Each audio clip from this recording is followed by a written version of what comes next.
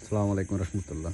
আমরা সগিন কামারত মাসাল্লাহ গরু চলাতে লাইতির বাজের 3টা, এখন 3টা বাজে গরু পাহারা চলে